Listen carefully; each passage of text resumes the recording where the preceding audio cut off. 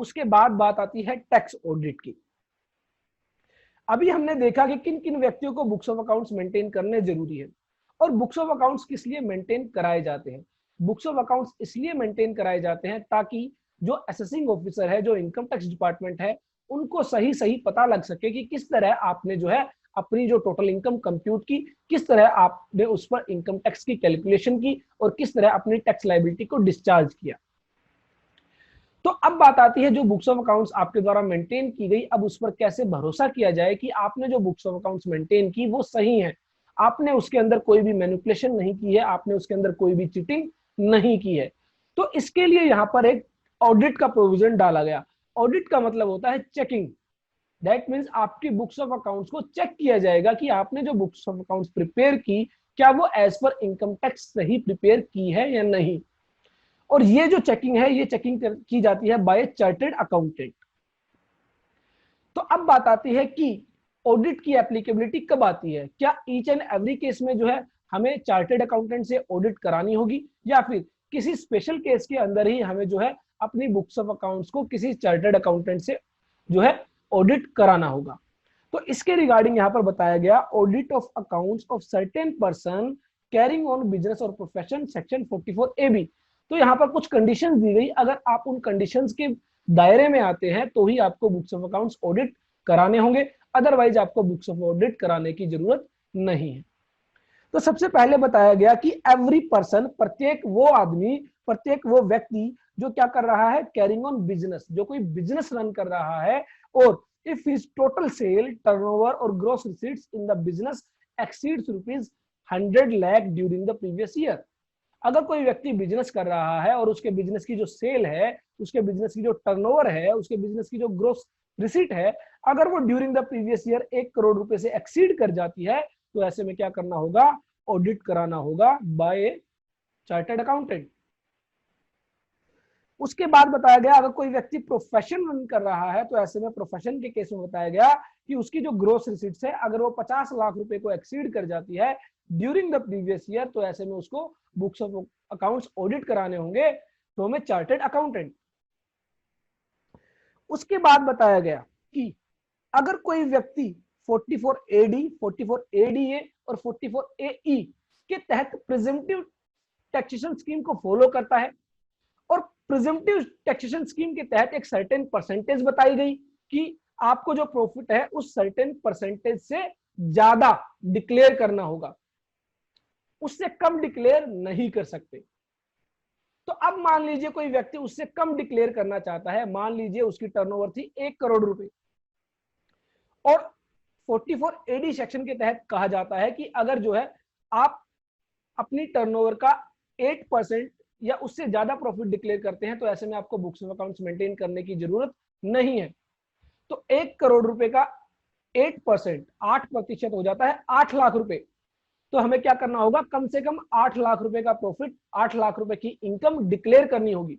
अब मान लीजिए कोई व्यक्ति जो है अपनी इनकम को 8% से कम डिक्लेयर करना चाहता है, मान लीजिए वो 5% जो है 5 लाख रुपए का प्रॉफिट डिक्लेयर करना चाहता है on the turnover of ₹1 crore. तो ऐसे में कहा गया कि जो व्यक्ति उस सर्टेन परसेंटेज से कम प्रॉफिट डिक्लेयर करना चाहता है, उसको अपने बुक्स ऑफ अकाउंट्स ऑडिट कराने होंगे from A chartered accountant. If income of any person is to be computed under section 44AD, 44ADA or 44AE on presumptive basis, but such person has rejected presumptive income, in such case such person shall be required to get his accounts audited. The account should be audited by a chartered accountant and the audit report should be submitted at least by the last date of filing of return of income. तो audit की जाएगी bye chartered accountant, और chartered accountant क्या करेगा, एक report बनाएगा जिसको audit report कहते हैं, और उस ऑडिट रिपोर्ट के अंदर वो बताएगा कि जो बुक्स ऑफ अकाउंट्स मेंटेन किए गए हैं वो सही मेंटेन किए गए हैं या उसके अंदर कुछ कमियां हैं। और वो किसको बताएगा, वो बताएगा गवर्नमेंट को, इनकम टैक्स डिपार्टमेंट को। तो ध्यान रखें कि टैक्स ऑडिट का मतलब ये है कि अगर आपकी टर्नओवर 1 करोड़ रुपए से ज्यादा है इन केस ऑफ बिजनेस, अगर आपकी ग्रॉस रिसीट्स 50 लाख रुपए से ज्यादा है इन केस ऑफ प्रोफेशन, और अगर आपकी जो इनकम है वो प्रिजम्पटिव टैक्सेशन स्कीम के तहत डिक्लेयर की जाने वाली इनकम से कम इनकम आप डिक्लेयर करना चाहते हैं, तो ऐसे में आपको बुक्स ऑफ अकाउंट्स ऑडिट कराने होंगे। उसके बाद बताया गया, this section shall not apply to the person who declares profit and gain for previous year in accordance with the provision of section 44 AD and his total income gross receipts as the case may be in business does not exceed ₹2 crore in the previous year। यहां पर बताया गया कि अगर मान लीजिए कोई व्यक्ति प्रिजम्पटिव टैक्सेशन स्कीम को फॉलो कर रहा था और उसने अपनी जो टर्नओवर थी उसका जो सर्टेन परसेंटेज था उतना प्रॉफिट या उससे ज्यादा प्रॉफिट डिक्लेयर किया है, तो ऐसे में उसको बुक्स ऑफ अकाउंट्स जो है मेंटेन कराने की जरूरत नहीं है और ना ही ऑडिट कराने की जरूरत है। उसको ऑडिट कराने की जरूरत तब है जब वो उस सर्टेन परसेंटेज से कम प्रॉफिट डिक्लेयर करता है। अब वो सर्टेन परसेंटेज कितनी है उसको अभी हम थोड़ी देर में जो है डिटेल में डिस्कस करने वाले हैं।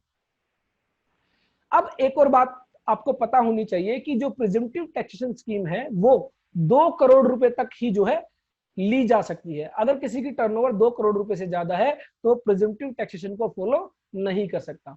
इसका मतलब यह है कि अगर किसी व्यक्ति की 2 करोड़ रुपए से ज्यादा जो है टर्नओवर है तो उसको जो है ऑडिट कराना कंपलसरी है, मैंडेटरी है। और अगर किसी व्यक्ति की टर्नओवर 1 करोड़ रुपए से लेकर 2 करोड़ रुपए के बीच है तो उसके पास दो ऑप्शन है, या तो वो प्रिजम्पटिव टैक्सेशन स्कीम के अंदर चला जाए या फिर उसको अपनी बुक्स ऑफ अकाउंट्स मेंटेन करने होंगे, ऑडिट करानी होगी, क्योंकि यहाँ पर लिमिट दी गई है 1 करोड़ रुपए। 1 करोड़ रुपए से ज्यादा अगर बिजनेस की जो है ग्रोस रिसीट है, टर्नओवर है, सेल है, तो बुक्स ऑफ अकाउंट्स मेंटेन करने के साथ साथ जो है आपको बुक्स ऑफ अकाउंट्स ऑडिट कराना भी कंपलसरी है। तो ध्यान रखें, 1 करोड़ रुपए से लेकर 2 करोड़ रुपए तक की टर्नओवर के बीच आपके पास दो ऑप्शन है, या तो आप अपने बुक्स ऑफ अकाउंट्स ऑडिट कराएं या फिर प्रिजम्पटिव टैक्सेशन स्कीम के तहत जाकर जो है सर्टेन परसेंटेज या उससे ज्यादा का प्रॉफिट डिक्लेयर करें, उससे ज्यादा की इनकम डिक्लेयर करें।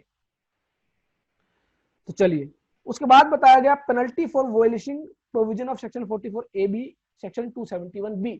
अब मान लीजिए मेरी टर्नओवर 1 करोड़ रुपए से ज्यादा थी लेकिन मैंने अपने बुक्स ऑफ अकाउंट्स को ऑडिट नहीं कराया, तो ऐसे में मेरे ऊपर जो है क्या कंसिक्वेंसेस रहेंगे। तो ऐसे में बताया गया आपके ऊपर पेनल्टी लगाई जाएगी। पेनल्टी होगी 0.5% ऑफ द टर्नओवर और 1,50,000 rupees which ever is lower.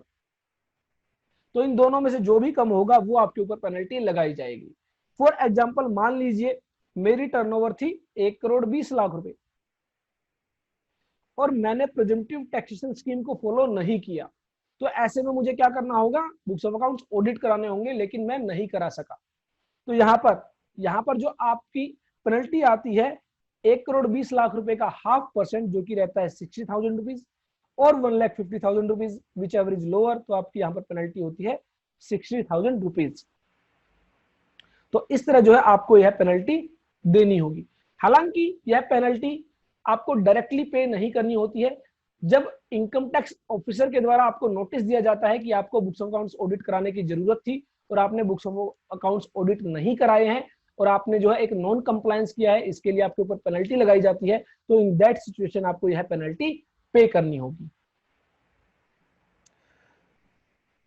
Example, mister x has turnover of his business rupees 1 crore 5 lakh. He has failed to get his accounts audited. In this case, penalties may be imposed amounting rupees 52,500. But if his turnover was rupees 4 crore rupees, penalty imposable shall be 2 lakh, but a maximum up to rupees 1,50,000 rupees. तो आपको करना क्या है, 0.5% of the turnover और 1,50,000 which average lower जो होगा वो आपकी पेनल्टी होगी। चलिए, उसके बाद यहां पर एक बहुत बड़ा चेंज किया गया बाय द बजट 2020। अभी हमने डिस्कस किया था कि आपको क्या करना है, आप अपनी सेल को 3 पार्ट्स में डिवाइड कर देख सकते हैं। पहला पार्ट, आपकी जो टर्नओवर है वो 1 करोड़ रुपए या उससे कम है। दूसरा पार्ट, आपकी टर्नओवर 1 करोड़ रुपए या उससे ज्यादा है लेकिन 2 करोड़ रुपए तक है। और तीसरा पार्ट जो आपकी टर्नओवर है 2 करोड़ रुपए से ज्यादा है और 5 करोड़ रुपए तक है। और अब चौथा पार्ट यहां पर बन जाता है आपकी टर्नओवर 5 करोड़ रुपए से ज्यादा है। तो पहले हम बात करते हैं इस पार्ट की। तो अगर आपकी टर्नओवर 5 करोड़ रुपए से ज्यादा है तो आपको ईच एंड एवरी केस में जो है बुक्स ऑफ अकाउंट्स ऑडिट कराने की जरूरत है। आपके लिए यहां पर कोई भी छूट नहीं दी गई है। आपकी टर्नओवर अगर 5 करोड़ रुपए से ज्यादा है तो आपको बुक्स ऑफ अकाउंट्स ऑडिट कराना मैंडेटरी है, कंपल्सरी है। उसके बाद बात आई उन लोगों की जिनकी टर्नओवर 2 करोड़ रुपए से ज्यादा है और 5 करोड़ रुपए तक है। तो यहां पर ध्यान रखें, 2 करोड़ रुपए से ऊपर मैंने आपको बताया था प्रिजेंटिव टैक्सेशन स्कीम को ऑप्ट नहीं किया जा सकता। जिन भी व्यक्तियों की टर्नओवर 2 करोड़ रुपए से ज्यादा है वो प्रिजेंटिव टैक्सेशन स्कीम के तहत जो है अपनी इनकम डिक्लेयर नहीं कर सकते। तो ऐसे में अब इसका मतलब यहाँ पर बुक्स ऑफ अकाउंट्स ऑडिट कराना कंपलसरी हो जाता है, क्योंकि ऑडिट के लिए लिमिट दी गई 1 करोड़ रुपए और यहाँ पर टर्नओवर मेरी हो गई 2 करोड़ रुपए से ज्यादा और प्रिजेंटिव टैक्सेशन स्कीम में मैं जा नहीं सकता। तो ऐसे में यहाँ पर ऑडिट कराना मेरे लिए क्या हो गया, कंपलसरी। लेकिन बजट 2020 के जरिए यहाँ पर एक कंडीशन लगा दी गई, अगर आप वो कंडीशन पूरी कर देते हैं तो ऐसे में आपकी टर्नओवर भले ही 2 करोड़ रुपए या उससे ज्यादा हो, आपको बुक्स ऑफ अकाउंट्स मेंटेन नहीं करने होंगे और यह छूट दी गई अप टू 5 करोड़ रुपीज। तो कंडीशन क्या थी, कंडीशन ये थी कि आपकी जो टर्नओवर है आप उसका 5% कैलकुलेट करेंगे और जितनी यह अमाउंट आती है आपने ड्यूरिंग द ईयर उससे ज्यादा कैश पेमेंट या कैश रिसीट्स ना की हो। मान लीजिए मेरी टर्नओवर है 4 करोड़ रुपए, तो इसका 5% हो जाता है 20 लाख रुपीज। तो ड्यूरिंग द प्रीवियस ईयर अगर मैंने कैश पेमेंट या कैश रिसीट्स दोनों मिलाकर 20 लाख रुपए से ज्यादा जो है नहीं की है तो ऐसे में जो है मुझे ऑडिट कराने की जरूरत नहीं है। अगर मैंने जो है cash payment plus cash receipts जो है 5% से ज्यादा कर दी है तो ऐसे में मुझे ऑडिट कराना कंपलसरी है, मैंडेटरी है। और ये जो छूट आप देखेंगे ये देखेंगे 2 करोड़ रुपए से लेकर 5 करोड़ रुपए तक के बीच। उसके बाद हम यहां पर आ जाते हैं नेक्स्ट इस स्लैब के अंदर जहां पर टर्नओवर 1 करोड़ से ज्यादा है और 2 करोड़ रुपए तक है। अब यहां पर मेरे पास 3 ऑप्शन आ जाते हैं। पहला ऑप्शन ऑडिट कराने का, क्योंकि मेरी टर्नओवर 1 करोड़ से ज्यादा है और मैं प्रिजम्पटिव टैक्सेशन स्कीम को फॉलो नहीं करना चाहता। दूसरा ऑप्शन, मैं प्रिजम्पटिव टैक्सेशन स्कीम को फॉलो कर लेता हूं और ऑडिट नहीं कराता। तीसरा option 5% of cash payment plus cash receipts. जितनी मेरी टर्नओवर है उसका 5% मैं कैलकुलेट करता हूं और अगर ड्यूरिंग द प्रीवियस ईयर मैंने जो कैश पेमेंट है और जो कैश रिसीट्स है वो दोनों मिलाकर 5% को एक्सीड नहीं की है तो इन दैट सिचुएशन मुझे बुक्स ऑफ अकाउंट्स ऑडिट कराने की जरूरत नहीं है। तो ये 3 चीजें आपको यहां पर देखनी है जिनकी भी टर्नओवर 1 करोड़ से ज्यादा है और 2 करोड़ रुपए तक है। और उसके बाद बात आती है जिनकी टर्नओवर 1 करोड़ रुपए से कम है। तो इनके केस में आपको बुक्स ऑफ अकाउंट्स तो मेंटेन करने होंगे लेकिन ऑडिट कराने के लिए आपकी लायबिलिटी नहीं है अगर आप बुक्स ऑफ अकाउंट्स मेंटेन करते हैं। तो ये थी ऑडिट के रिगार्डिंग। इसके अलावा हम सेक्शन 44AD, 44ADA और 44AE को जब डिस्कस करेंगे तो वहां पर कुछ बातें और हमें समझने को मिलेंगी। बस आपको यहाँ पर इतना ही ध्यान रखना है टैक्स ऑडिट के रिगार्डिंग। 3 बातें आप ध्यान रखें, अगर टर्नओवर 1 करोड़ से ज्यादा है, प्रोफेशन के केस में ग्रोस रिसीट्स 50 लाख रुपए से ज्यादा है तो बुक्स ऑफ अकाउंट्स ऑडिट कराना कंपलसरी है, मैंडेटरी है। लेकिन अगर आप प्रिजम्पटिव टैक्सेशन स्कीम में चले जाते हैं तो आपको बुक्स ऑफ अकाउंट्स जो है ऑडिट कराना मैंडेटरी नहीं है। प्रिजम्पटिव टैक्सेशन स्कीम 2 करोड़ रुपए तक ही ऑप्ट की जा सकती है, 2 करोड़ रुपए से ऊपर आपको प्रिजम्पटिव टैक्सेशन स्कीम जो है नहीं दी जाती है। उसके बाद कहा गया कि जिनकी भी टर्नओवर 5 करोड़ रुपए तक है, अगर उनकी कैश पेमेंट और कैश रिसीट्स दोनों मिलाकर टर्नओवर का 5% जो है उसको एक्सीड नहीं करती हैं तो ऐसे में उनको बुक्स ऑफ अकाउंट्स ऑडिट कराने की जरूरत नहीं है। और जिनकी भी टर्नओवर 5 करोड़ रुपए से ज्यादा है उनको ईच एंड एवरी केस में जो है बुक्स ऑफ अकाउंट्स ऑडिट कराने की जरूरत है, मैंडेटरी है, कंपलसरी है। तो ये प्रोविजंस बेसिकली आपको टैक्स ऑडिट के रिगार्डिंग याद रखने हैं। चलिए उसके बाद यहां पर जो लीगल टेक्स्ट आता है आपका सेक्शन 44AB का, आप उसको रीड करेंगे तो यही जो बातें अभी तक हमने की वही बातें यहां पर लिखी गई हैं। क्लोज ए में बताया गया है बिजनेस के केस में अगर टर्नओवर 1 करोड़ रुपए से ज्यादा है तो बुक्स ऑफ अकाउंट्स ऑडिट कराने होंगे। उसके बाद यहाँ पर बताया गया कि अगर जो टर्नओवर 5 करोड़ रुपए तक है और जो कैश पेमेंट और कैश रिसिट्स जो है वो टोटल टर्नओवर का 5% को एक्सीड नहीं करते हैं तो बुक्स ऑफ अकाउंट्स ऑडिट कराने की जरूरत नहीं होगी। एक बात आपको और ध्यान रखनी है कि ये जो 5 करोड़ रुपए तक की कंडीशन बताई गई, जहां पर कहा गया कि आपको कैश रिसिट्स और कैश पेमेंट्स जो है दोनों मिलाकर देखनी है कि वो टर्नओवर का 5% को एक्सीड नहीं करती, वो सिर्फ इन केस ऑफ बिजनेस आपको यह ऑप्शन दिया गया है। इन केस ऑफ प्रोफेशन जो है सिर्फ 50 लाख रुपए तक की आपको लिमिट दी गई है, उसके ऊपर जो है आपको जो है ऑडिट कराना कंपलसरी है, मैंडेटरी है। Carrying on profession exceeds rupees 50 lakh in any previous year. तो यहां पर ध्यान रखें बिजनेस के केस में 1 करोड़ रुपीज और प्रोफेशन के केस में 50 लाख रुपीज आपको बुक्स ऑफ अकाउंट्स जो है ऑडिट कराना कंपलसरी है, मैंडेटरी है। सिर्फ यहां पर एक रिलैक्सेशन दी गई इन केस ऑफ बिजनेस, अगर टर्नओवर 5 करोड़ रुपए तक है और जो आपकी कैश पेमेंट और जो कैश रिसिट्स है वो दोनों मिलाकर जो है आपकी टोटल टर्नओवर का जो 5% बनता है उसको एक्सीड नहीं करती है, तो ऐसे में जो है आपको बुक्स ऑफ अकाउंट्स ऑडिट कराने की जरूरत नहीं है अप टू 5 करोड़ रुपीज। हाँ, अगर टर्नओवर 5 करोड़ रुपए से ज्यादा है तो यह प्रोविजन एप्लीकेबल नहीं होगा। इन दैट सिचुएशन आपको बुक्स ऑफ अकाउंट्स ऑडिट कराना कंपलसरी है, मैंडेटरी है। उसके बाद यहां पर बताया गया था इसी के अंदर कि अगर आप सेक्शन 44 एडी, 44 एडीए और 44 एई के तहत प्रिजम्पटिव टैक्सेशन स्कीम को फॉलो करते हैं तो इन दैट सिचुएशन आपको जो है ऑडिट कराने की जरूरत नहीं है।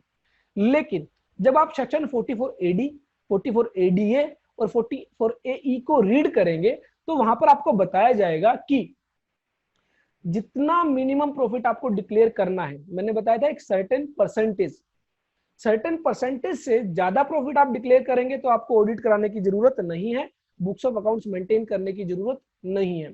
लेकिन अगर आप उस सर्टेन परसेंटेज से कम प्रॉफिट, कम इनकम डिक्लेयर करेंगे तो आपको क्या करना होगा, बुक्स ऑफ अकाउंट्स मेंटेन करने होंगे और ऑडिट करानी होगी। यही बात यहां पर आपको बताई गई है कि इन एनी केस अगर क्या करते हैं आप, he has claimed his income to be lower than the profits or gain or so deemed to be the profit and gain of his business as the case may be। और यहीं पर यहां पर बताया गया if he has claimed such income to be lower than the profits and gain so deemed to be the profit and gain of profession and his income exceeds the maximum amount which is not chargeable to income tax। और same चीज यहां पर बताई गई कि in case his income exceeds the maximum amount which is not chargeable to income tax।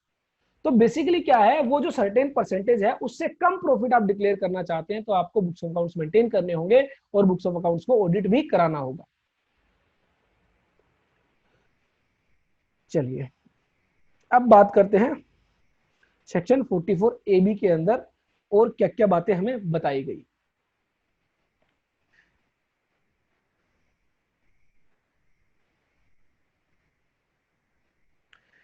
44 AD के 44 AB के अंदर जो है आपकी टैक्स ऑडिट रिपोर्ट की बात होती है कि आप किसी चार्टर्ड अकाउंटेंट से क्या है ऑडिट कराते हैं। तो अब उस चार्टर्ड अकाउंटेंट की क्या ड्यूटी है, वो एक रिपोर्ट बनाता है जिसको टैक्स ऑडिट रिपोर्ट कहा जाता है और वो टैक्स ऑडिट रिपोर्ट किसको फर्निश की जाती है, to the income tax department. और इनकम टैक्स डिपार्टमेंट अब उसमें देखता है कि सीए के द्वारा, चार्टर्ड अकाउंटेंट के द्वारा क्या कोई कमी पाई गई बुक्स ऑफ अकाउंट्स के द्वारा, क्या उसने कोई कमी जो है उस टैक्स ऑडिट रिपोर्ट के अंदर मेंशन की है, रिपोर्ट की है। और अगर उसने कोई कमी जो है मेंशन की है, रिपोर्ट की है, तो हो सकता है जो है income tax officer, assessing officer आपसे उस कमी के रिगार्डिंग, उस जो है जो आपने नॉन कंप्लायंस है उसके रिगार्डिंग आपसे पूछ सकता है कि वो कमी क्यों है, आपने वो नॉन कंप्लायंस क्यों किया। अब बात आती है कि वो टैक्स ऑडिट रिपोर्ट के लिए कौन सा फॉर्म यूज किया जाता है।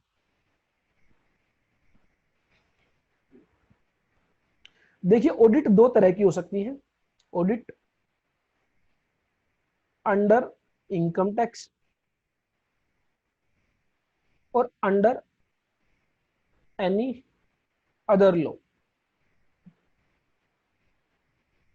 अगर जो ऑडिट की जा रही है वो अंडर इनकम टैक्स की जा रही है तो ऐसे में 3CB प्लस 3CD, 3CB के अंदर आपकी ऑडिट रिपोर्ट होती है और 3CD आपका अनेक्जर होता है। ये जो है ऑडिट रिपोर्ट फर्निश की जाती है बाय द चार्टर्ड अकाउंटेंट। लेकिन अगर जो ऑडिट की जा रही है वो अंडर एनी अदर लॉ भी की जा रही है तो ऐसे में फॉर्म यूज किया जाता है 3CA प्लस 3CD। 3CD के अंदर है, 3CA के अंदर आपकी ऑडिट रिपोर्ट होती है और 3CD आपका एनेक्जर होता है साथ में ऑडिट रिपोर्ट के साथ। फॉर एग्जांपल मान लीजिए अगर मैं बात करता हूं किसी प्राइवेट लिमिटेड कंपनी की, और प्राइवेट लिमिटेड कंपनी की टर्नओवर जो है वो 1 करोड़ रुपए से ज्यादा है, तो आपको पता है कि 1 करोड़ रुपए से ज्यादा टर्नओवर पर जो है सेक्शन 44AB के तहत बुक्स ऑफ अकाउंट्स को ऑडिट कराना होगा। लेकिन ये ऑडिट तो आपने कराई इनकम टैक्स एक्ट के तहत, लेकिन प्राइवेट लिमिटेड जो कंपनी है उन पर एप्लीकेबल होता है कंपनीज एक्ट 2013, और जिसके तहत प्रत्येक प्राइवेट लिमिटेड कंपनी को जो है कंपनी ऑडिट करानी कंपलसरी है। उनको जो है कंपनी ऑडिट के तहत जो है अपने books of accounts chartered accountant के द्वारा ऑडिट कराए जाते हैं। तो यहां पर बात आई कि प्राइवेट लिमिटेड के लिए अंडर एनी अदर लॉ भी क्या है, ऑडिट कराने की रिक्वायरमेंट है। तो इन दैट सिचुएशन जो है 3CA plus 3CD form file किया जाएगा बाय द चार्टर्ड अकाउंटेंट।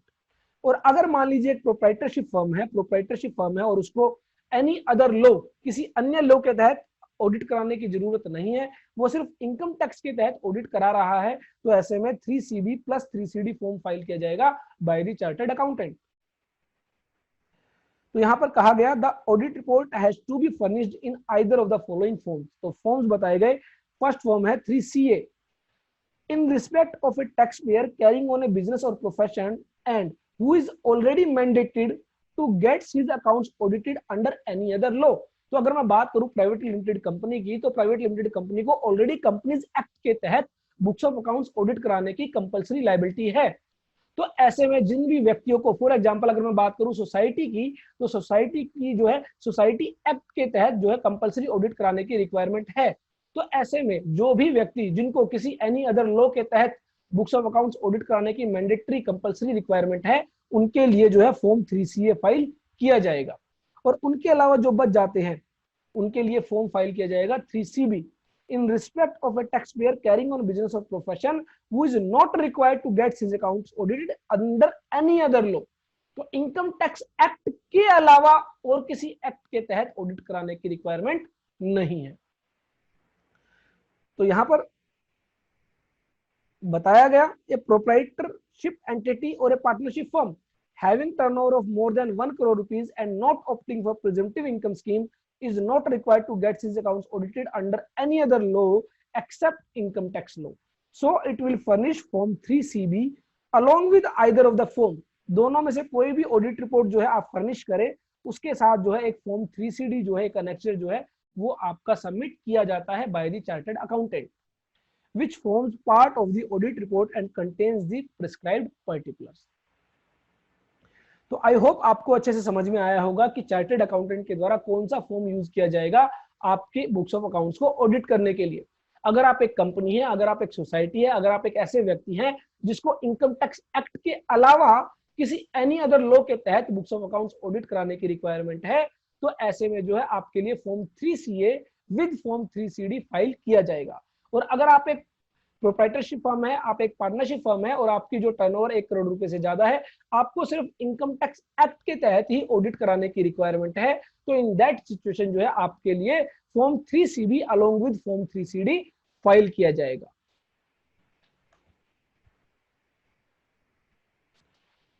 चलिए उसके बाद जो है हम आते हैं अपने स्पेशल प्रोविजन पर, सेक्शन 44AD पर।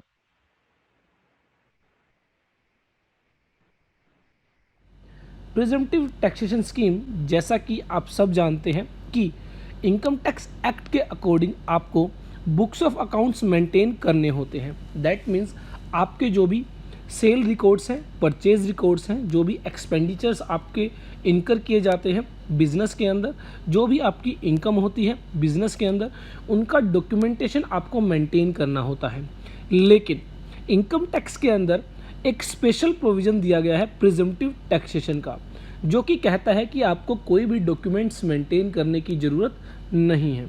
आपको जो है प्रिजम्पटिव टैक्सेशन के तहत कुछ कंडीशंस दी गई हैं। अगर आप उन कंडीशंस को कंप्लाई करते हैं तो आफ्टर दैट आप जो प्रॉफिट डिक्लेयर करेंगे वो इनकम टैक्स के द्वारा एक्सेप्ट किया जाएगा। जो भी प्रॉफिट आप डिक्लेयर करेंगे, यहाँ पर कुछ लिमिटेशन है कि इससे कम प्रॉफिट आप डिक्लेयर नहीं कर सकते हैं। उससे ज़्यादा प्रॉफिट आप डिक्लेयर कर सकते हैं। तो अगर आप इनकम टैक्स के अकॉर्डिंग प्रिजम्पटिव टैक्सेशन के अंदर जो एक सर्टेन लिमिट दी गई है उससे ज़्यादा प्रॉफिट डिक्लेयर करते हैं, तो ऐसे में आपको बुक्स ऑफ अकाउंट्स मेंटेन करने की ज़रूरत नहीं है। इसके रिगार्डिंग अगर मैं बात करूं, जो बेसिकली हमारे मेन सेक्शंस हैं 44 AD, 44 ADA और 44 AE। 44 AD जो बात करता है वो बात करता है इन केस ऑफ बिजनेसेस, जहां पर भी कोई बिजनेस किया जा रहा है। 44 ADA बात करता है प्रोफेशनल्स की, जहां पर भी कोई प्रोफेशन रन किया जा रहा है। और 44 AE बात करता है बेसिकली जो आपके ट्रक ट्रांसपोर्टेशन वगैरह का जो काम होता है, ट्रक ओनर जो होते हैं उनके लिए यहाँ पर जो है बात करता है 44 AE। तो आज हम प्रिजम्पटिव टैक्सेशन के तहत समझेंगे कि किस तरह आपको प्रिजम्पटिव टैक्सेशन फॉलो करना होता है, इसके क्या फ़ायदे हैं, क्या इसके नुकसान हैं। तो चलिए सबसे पहले हम स्टार्ट करते हैं सेक्शन 44 AD से, जो बात करता है special provision relating to computing of profits and gains of business on presumptive basis. तो जैसा कि नाम से पता चल पा रहा है, प्रिजम्पटिव बेसिस मीन्स एक डीम्ड प्रॉफिट यहाँ पर आपका माना जाएगा, एक्चुअल प्रॉफिट से कोई भी लेना देना नहीं होगा इनकम टैक्स डिपार्टमेंट का। तो यहाँ पर आपका जो एक्चुअल प्रॉफिट होता है वो इररेलेवेंट होता है। तो इसके रिगार्डिंग यहाँ पर कहा गया कि अगर कोई भी एलिजिबल एसएससी है, कोई भी एलिजिबल एसएससी है जो एलिजिबल बिजनेस रन करता है, तो ऐसे में उसको क्या करना है, उसको सिर्फ इतना करना है जो उसकी टोटल टर्नओवर है या फिर जो भी उसकी ग्रोस रिसीट्स है उसका 8% या फिर उससे ज़्यादा प्रॉफिट डिक्लेयर करना है और अपनी इनकम टैक्स रिटर्न फाइल करनी है। फॉर एग्जांपल मान लीजिए मिस्टर एक्स हैं, फॉर एग्जांपल यहाँ पर हम मान लेते हैं कि मिस्टर एक्स हैं और मिस्टर एक्स की जो टर्नओवर है वो 60 लाख रुपीज़ है, 60 लाख रुपीज़ उसकी टर्नओवर है, सेल्स है। तो यहाँ पर कहा गया कि 44 AD के तहत आपको क्या करना है, 60 लाख का 8% तो आपका होता है 4,80,000 रुपीज़। आपको अपना प्रॉफिट 4,80,000 रुपीज़ या उससे ज़्यादा डिक्लेयर करना है, उससे कम डिक्लेयर नहीं कर सकते हैं आप अगर प्रिजम्पटिव टैक्सेशन में जाते हैं। दैट मीन्स अगर आप 4,80,000 से कम का प्रॉफिट दिखाना चाहते हैं तो आपको बुक्स ऑफ अकाउंट्स मेंटेन करनी होंगी, और अगर आप 4,80,000 या उससे ज़्यादा का प्रॉफिट दिखाते हैं तो आपको बुक्स ऑफ अकाउंट्स मेंटेन नहीं करनी होंगी। तो यहाँ पर कहा गया कि in case of an eligible SSC engaged in an eligible business, तो कोई भी एलिजिबल एसएससी अगर एलिजिबल बिजनेस रन करता है तो हम देखेंगे एलिजिबल एसएससी कौन है, एलिजिबल बिजनेस कौन सा बिजनेस है।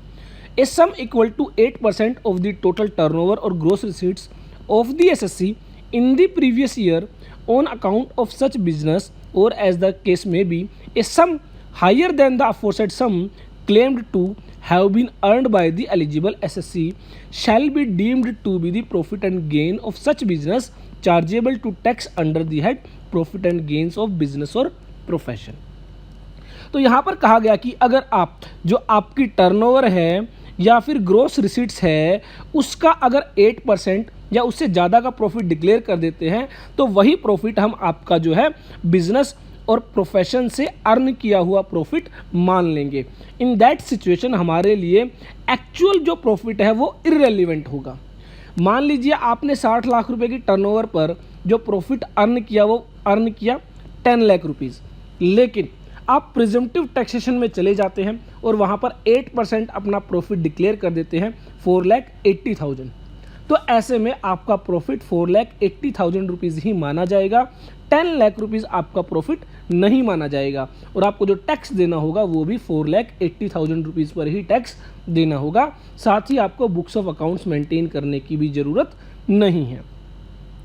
उसी के साथ यहाँ पर एक और बेनिफिट दिया गया, कहा गया कि अगर आप डिजिटल ट्रांजैक्शंस को बढ़ावा देते हैं, डिजिटल ट्रांजैक्शंस को बढ़ावा देते हैं, प्रमोट करते हैं, तो ऐसे में आप जो 8% है उसकी जगह 6% प्रॉफिट डिक्लेयर कर सकते हैं। Digital transactions means banking transactions. अगर आप जो सेल परचेज कर रहे हैं उसकी पेमेंट आप बैंकिंग चैनल के जरिए रिसीव करते हैं, बैंकिंग चैनल के जरिए पे करते हैं, तो ऐसे में आप जो प्रॉफिट है उसका 6% तक डिक्लेयर कर सकते हैं। Provided that this subsection shall have effect as if for the words 8% the word 6% had been substituted in respect of the amount of total turnover or gross receipts which is received by an account pay check or an account pay bank draft or use of electronic clearing system through a bank account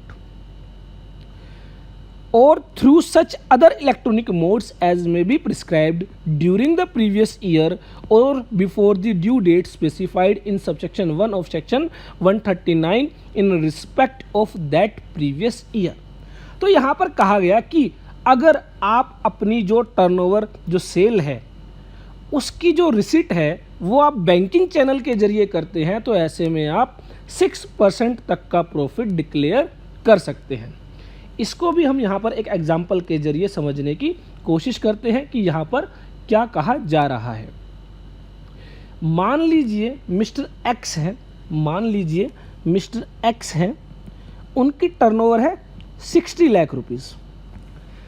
60 lakh rupees की जो turnover है इनकी, उसमें से इनकी जो cash cell है, जो ये कैश में जो इन्होंने सेल की है वो 10 लाख रुपीज़ है, और जो इन्होंने बैंकिंग चैनल के जरिए जो सेल की है वो 50 लाख रुपीज़ है।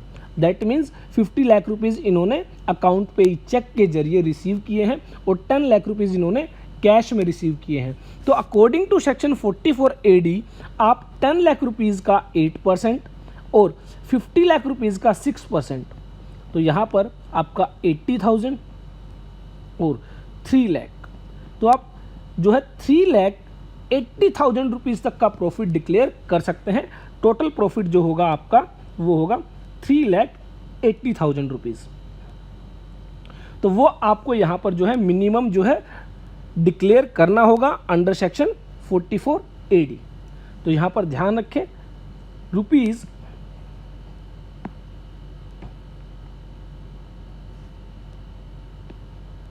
3,80,000 रुपीज़ का आपको जो है मिनिमम प्रॉफिट डिक्लेयर करना होगा। आप इससे ज़्यादा प्रॉफिट डिक्लेयर कर सकते हैं, लेकिन इससे कम प्रॉफिट अगर आप डिक्लेयर करेंगे तो ऐसे में आप प्रिजम्पटिव टैक्सेशन के अंडर नहीं जा सकते हैं, आपको बुक्स ऑफ अकाउंट्स मेंटेन करने होंगे। उसके अलावा यहाँ पर क्लियर कर दिया गया कि any deduction under section 30 to 38 shall be deemed to have been already given full effect to and no further deduction under those sections shall be allowed। इसका बेसिकली मतलब यह है कि अगर आप प्रिजम्पटिव टैक्सेशन में जाते हैं और 8% और 6% अपना प्रॉफिट डिक्लेयर करते हैं तो ऐसे में आपको सेक्शन 30 से लेकर सेक्शन 38 की जो डिडक्शंस हैं वो नहीं दी जाएंगी।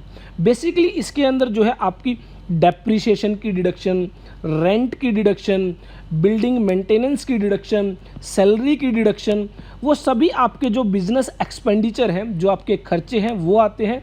तो यहाँ पर इनकम टैक्स का कहना है कि हम आपको जो 8% प्रॉफिट डिक्लेयर करने के लिए कह रहे हैं उसमें जो बैलेंस 92% बच जाता है वो हम आपके एक्सपेंडिचर मान रहे हैं।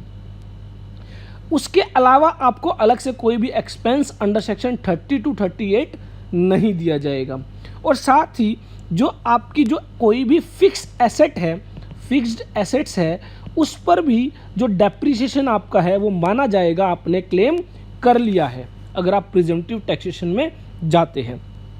और जो WDV जो रिटर्न डाउन वैल्यू कैलकुलेट की जाएगी वह यह मानते हुए कैलकुलेट की जाएगी कि आप डेप्रिसिएशन जो है आप एक्चुअली क्लेम कर चुके हैं। The written down value of any asset of an eligible business shall be deemed to have been calculated as if the SSC had claimed and had been actually allowed the deduction in respect of the depreciation for each of the relevant years। तो basically यहाँ पर कहने का मतलब यह है कि income tax आपसे यह कह रहा है कि अगर आप 8% और 6% जो भी अपना प्रॉफिट डिक्लेयर करते हैं उसमें से आपको फर्दर और कोई खर्चा जो है वो अलाउ नहीं किया जाएगा, वो आप कम नहीं कर सकते हैं। आपके सभी खर्चे मान लिए जाएंगे कि आपको अलाउ कर दिए गए हैं।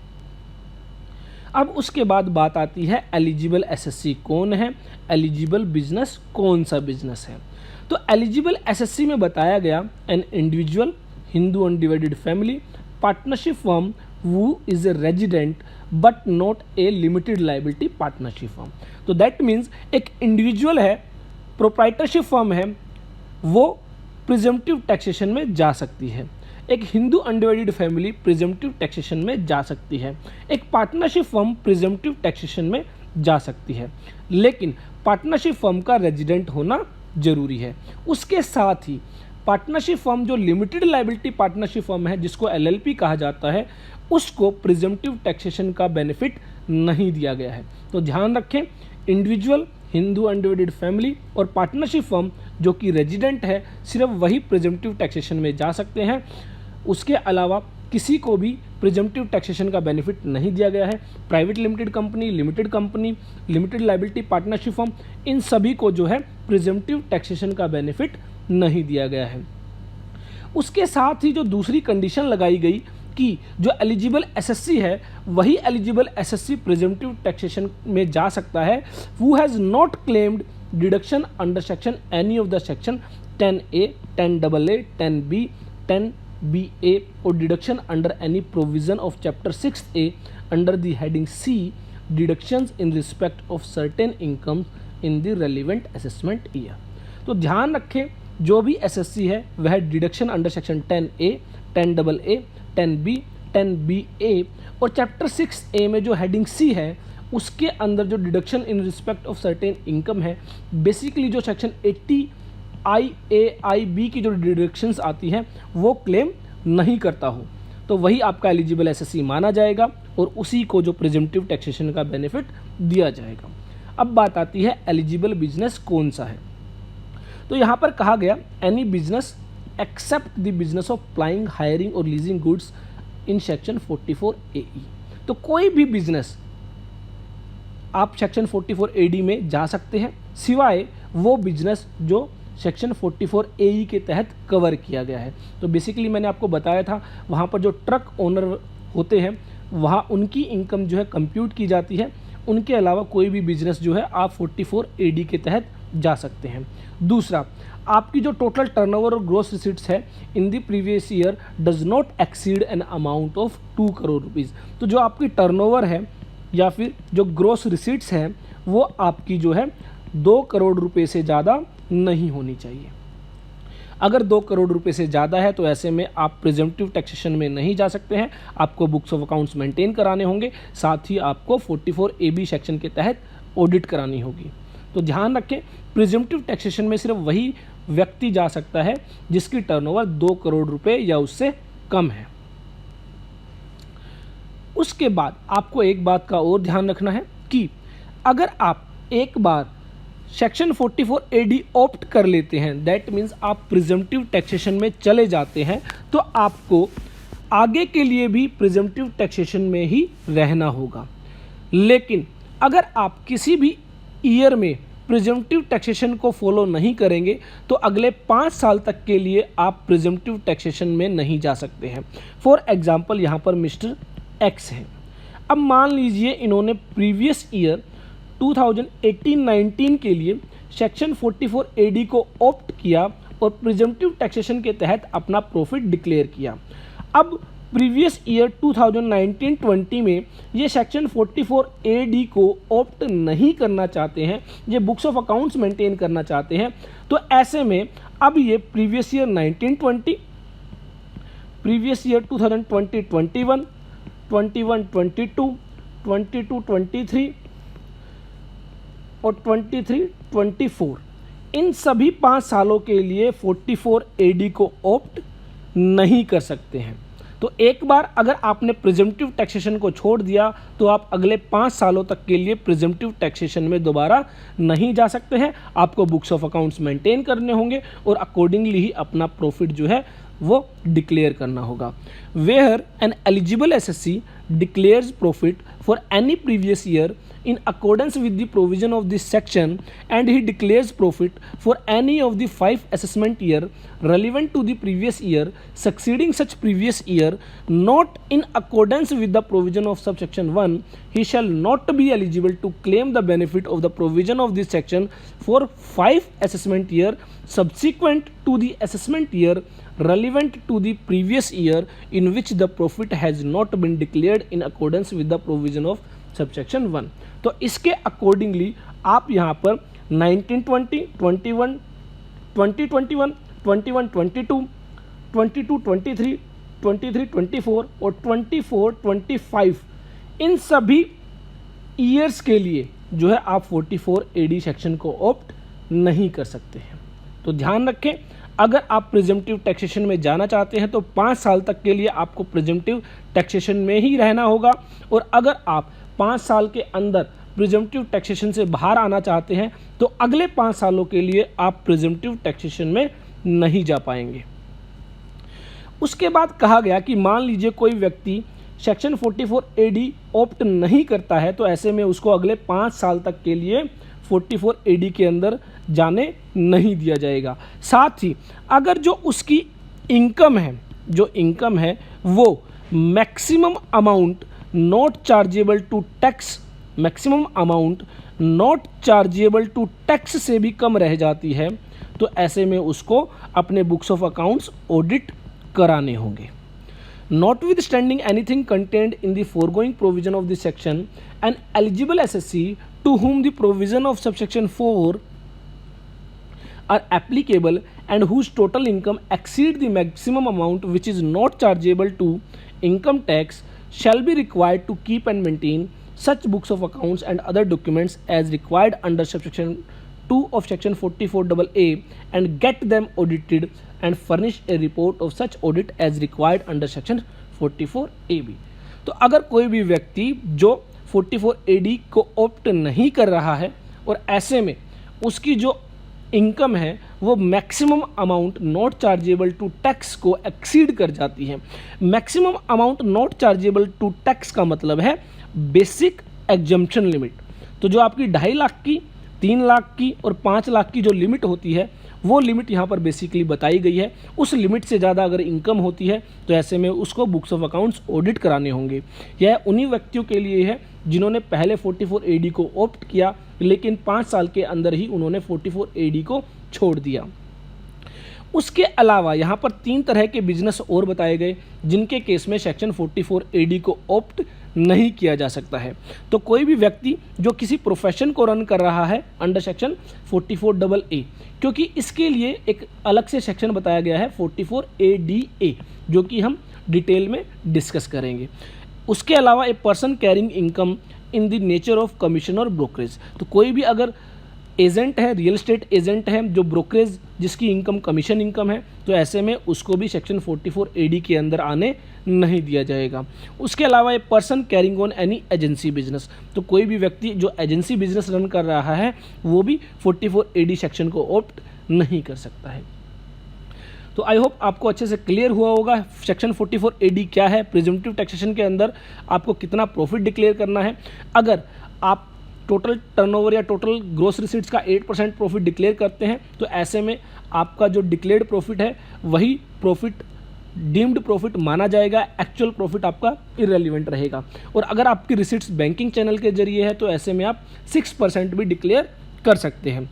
और साथ ही यहाँ पर आपको ध्यान देना है कि मान लीजिए कि 1 अप्रैल से लेकर 31 मार्च तक आप जो टर्नओवर जो सेल करते हैं उसकी रिसीट्स जो है वो आपको ड्यू डेट अंडर सेक्शन 139, तो फॉर एग्जांपल मान लीजिए आपको ऑडिट कराने की रिक्वायरमेंट नहीं है तो ऐसे में 31 जुलाई आपके लिए लास्ट डेट होती है रिटर्न फाइलिंग के लिए।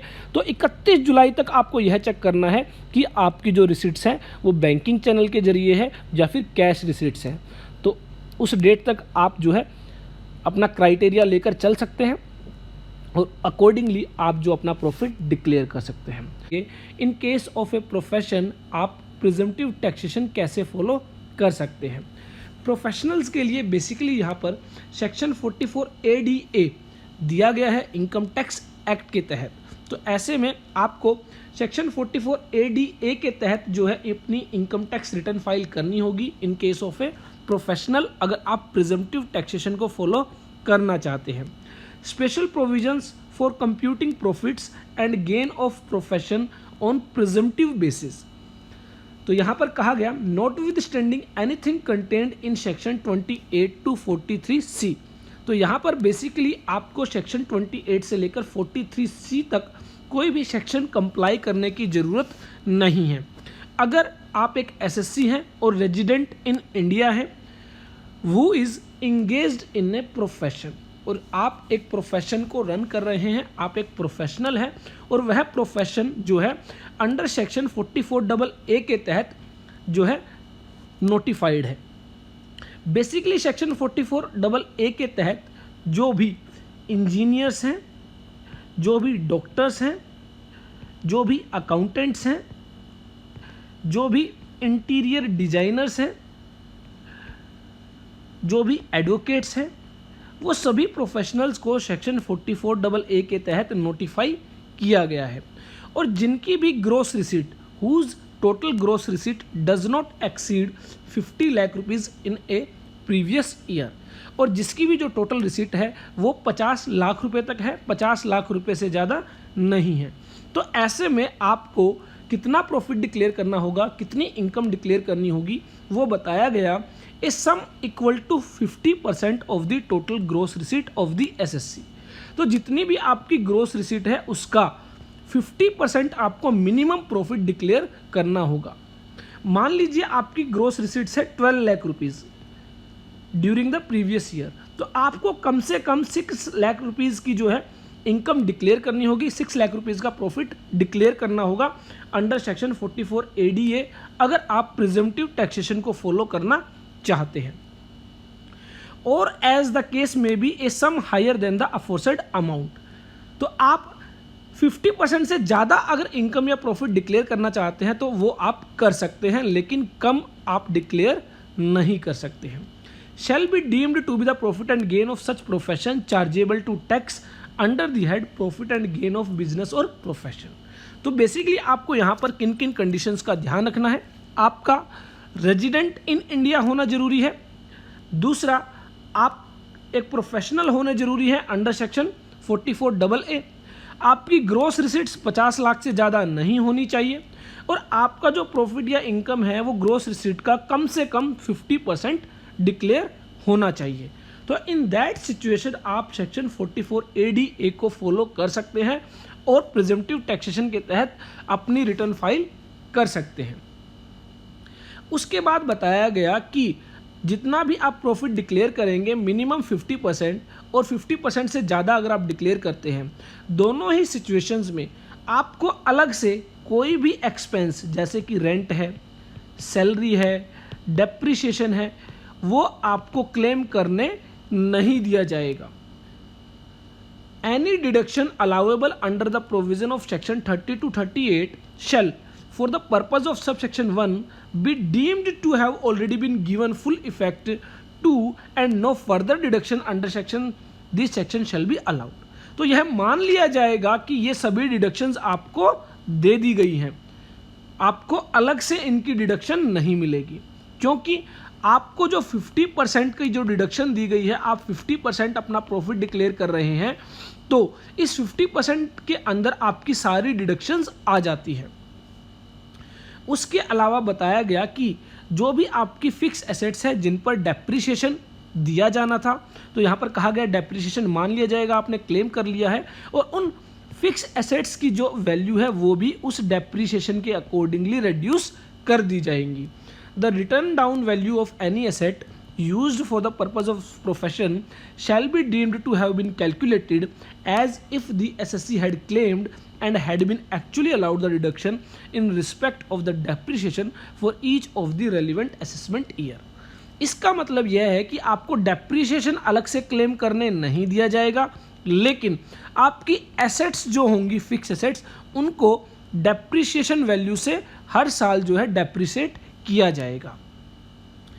उसके अलावा बताया गया अगर कोई व्यक्ति चाहता है कि वो 50% से कम प्रॉफिट डिक्लेयर करे तो ऐसे में उसको बुक्स ऑफ अकाउंट्स मेंटेन करने होंगे जिनसे वो यह प्रूव कर सके कि उसकी एक्चुअल इनकम 50% से कम है और अपने बुक्स ऑफ अकाउंट्स ऑडिट भी कराने होंगे। अगर उसकी मैक्सिमम अमाउंट जो है नॉट चार्जेबल टू टैक्स से ज़्यादा है, दैट मीन्स उसकी जो इनकम है वो बेसिक एग्जम्पशन लिमिट से ज़्यादा है। Notwithstanding anything contained in the foregoing provisions of this section, an SSC who claims that his profit and gains from the profession are lower than the profit and gains specified in subsection 1, तो वो कह रहा है कि यहाँ पर उसका जो प्रॉफिट है वो सबसेक्शन 1 में बताए गए प्रॉफिट से कम है। तो सबसेक्शन 1 में बताया गया था मिनिमम प्रॉफिट 50%, तो उसका प्रॉफिट 50% से भी कम है and whose total income exceeds the maximum amount which is not chargeable to income tax, और उसकी जो टोटल इनकम है वो बेसिक एग्जम्पशन लिमिट से ज़्यादा है। तो ऐसे में shall be required to keep and maintain such books of accounts and other documents as required under subsection 1 of section 44AA and get them audited and furnish a report of such audit as required under section 44AB। तो ऐसे में उसको books of accounts भी maintain करने होंगे और अपने books of accounts को ऑडिट भी कराना होगा और सेक्शन 44AB के तहत टैक्स ऑडिट रिपोर्ट भी फाइल करनी होगी।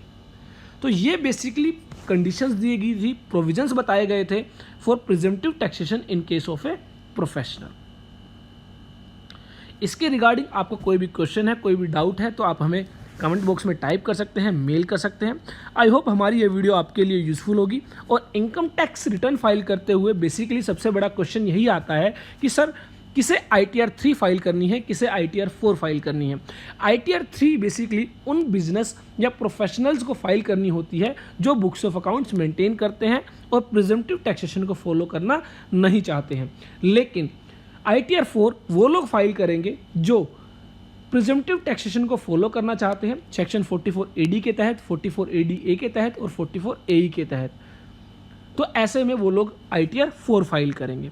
सेक्शन 44AE जो बात करता है special provision for computing profit and gain of business of plying, hiring, leasing goods carriages. तो बेसिकली जो ट्रक ओनर्स हैं उनके लिए यह सेक्शन दिया गया है। Notwithstanding anything to the contrary contained in section 28 to 43C, in case of an SSC who owns not more than 10 goods carries at any time during the previous year, तो basically सबसे पहले तो सिर्फ वही व्यक्ति इस सेक्शन के तहत जा सकता है जिसके पास 10 से ज़्यादा गुड्स कैरीज नहीं है किसी भी पॉइंट ऑफ टाइम पर ड्यूरिंग द प्रीवियस ईयर। अगर 10 से ज़्यादा गुड्स कैरीजेज हैं तो ऐसे में उसको बुक्स ऑफ अकाउंट्स मेंटेन करने होंगे, वह प्रिजम्पटिव टैक्सेशन को फॉलो नहीं कर सकता है। तो जिसके पास भी 10 या 10 से कम गुड्स कैरीजेज हैं वही इस सेक्शन को ऑप्ट कर सकता है।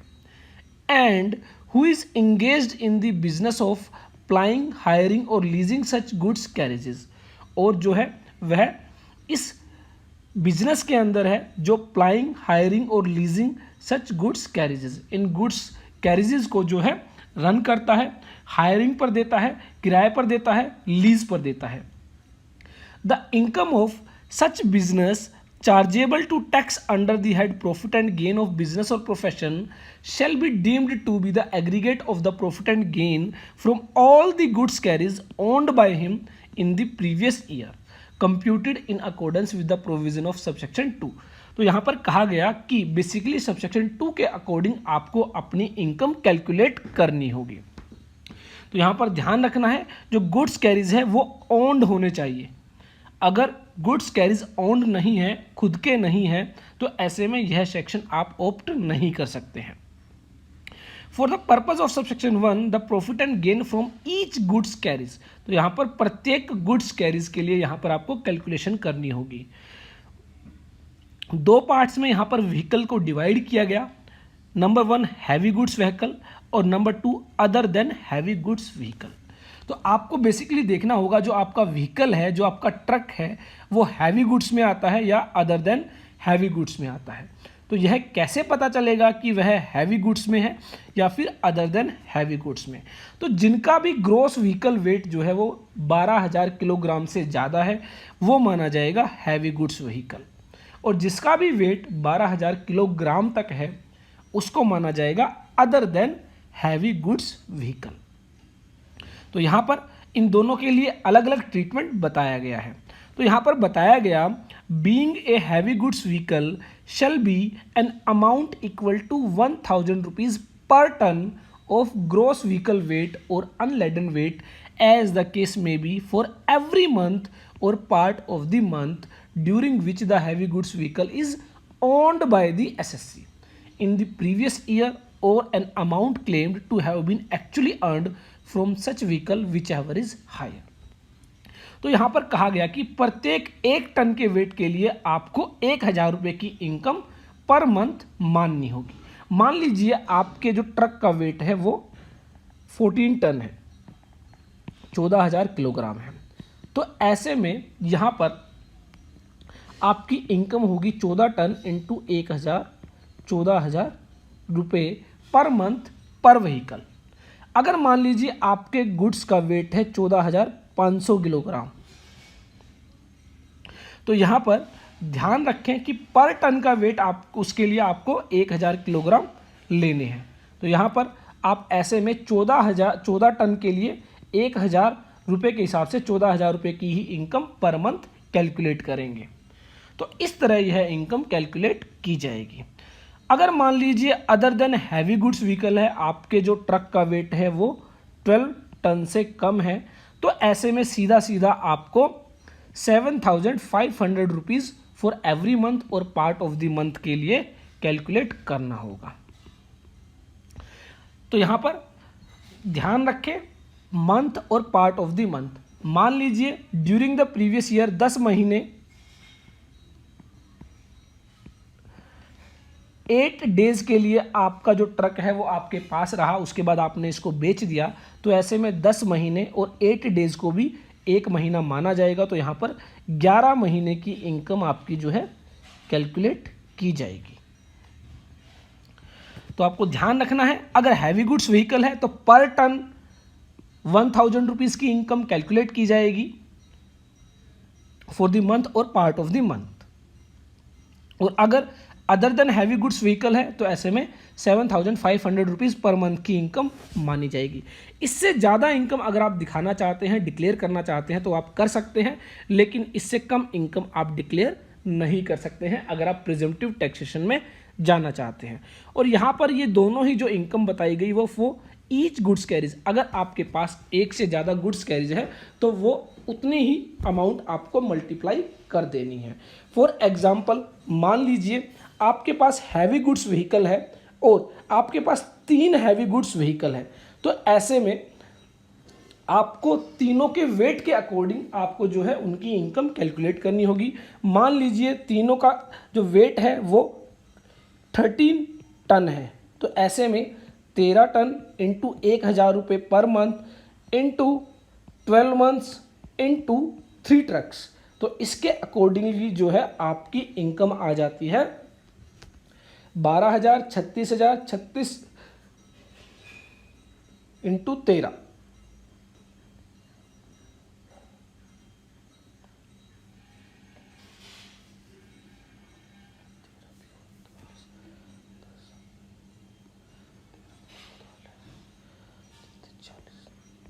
₹4,68,000 रुपये। तो यह आपकी जो है इनकम आ जाती है अंडर सेक्शन 44AE। इससे ज़्यादा इनकम आप डिक्लेयर करना चाहते हैं कर सकते हैं, लेकिन कम इनकम डिक्लेयर करेंगे तो आप प्रिजम्पटिव टैक्सेशन को फॉलो नहीं कर पाएंगे। उसके अलावा यहाँ पर बताया गया कि जितनी भी डिडक्शंस हैं अंडर सेक्शन 30 to 38 वो आपकी डीम्ड टू बी अलाउड मानी जाएगी, कोई फर्दर डिडक्शन आपको नहीं दी जाएगी। हालांकि यहाँ पर एक प्रोविज़ो इंसर्ट किया गया है कि अगर आप एक पार्टनरशिप फर्म है तो ऐसे में जो भी सैलरी इंटरेस्ट आप पार्टनर को देंगे वो आप इस इनकम से कम कर सकते हैं। Shall be deducted from the income computed under subsection 1 subject to the conditions and limits specified in clause B of section 40। यह जो प्रोविज़ो है यह सेक्शन 44 AD और ADA में नहीं है, स्पेसिफिकली सेक्शन 44 AE के अंदर यह प्रोविजो इंसर्ट किया गया है। और रिटर्न डाउन वैल्यू जो आपकी है वो यह मानते हुए कम कर दी जाएगी हर साल कि आपने डेप्रिसिएशन को क्लेम कर लिया है। The written down value of any asset used for the purpose of the business referred to in section 1 shall be deemed to have been calculated as if the SSC had claimed and had been actually allowed the reduction in respect of depreciation for each of the relevant assessment year। तो यह मानते हुए कि आपने हर साल depreciation claim किया है, आपकी जो एसेट्स की रिटर्न डाउन वैल्यू है वो रिड्यूस कर दी जाएगी। The provision of section 44AA 44AB shall not in apply so far as they relate to business referred to in subsection 1, and in computing the monetary limits under those sections the gross receipts or as the case may be the income from the said business shall be excluded। तो यहाँ पर section 44AA जो books of accounts maintain करने की बात करते हैं, 44AB जो ऑडिट कराने की बात करते हैं, वो आपके यहाँ पर एप्लीकेबल नहीं होंगे। उसके बाद यहाँ पर कहा गया कि अगर एसएससी जो इनकम सबसेक्शन 2 में बताई गई है उससे कम इनकम डिक्लेयर करना चाहता है तो ऐसे में उसको बुक्स ऑफ अकाउंट्स मेंटेन करने होंगे और अपना जो बुक्स ऑफ अकाउंट्स को ऑडिट भी कराना होगा। Notwithstanding anything contained in the foregoing provision of this section, an SSC may claim lower profits and gains other than the profit and gains specified in subsection 1, subsection 2 if he keeps and maintains such books of accounts and other documents as required under subsection 2 of section 44AA and gets his accounts audited and furnish a report of such audit under section 44AB। तो यहाँ पर अगर वो subsection 2 के तहत declare की जाने वाली इनकम से कम इनकम डिक्लेयर करना चाहता है तो ऐसे में उसको बुक्स ऑफ अकाउंट्स मेंटेन करने होंगे और साथ ही ऑडिट रिपोर्ट फर्निश करनी होगी। तो ट्रक ओनर के लिए ये बेसिकली कंडीशंस दी गई थी। आपको ध्यान रखना है ट्रक ओनर के केस में अगर आप प्रिजम्पटिव टैक्सेशन को फॉलो करना चाहते हैं तो आपको जो व्हीकल है उसको 2 पार्ट्स में डिवाइड करना होगा, हैवी गुड्स व्हीकल और other than heavy goods vehicle.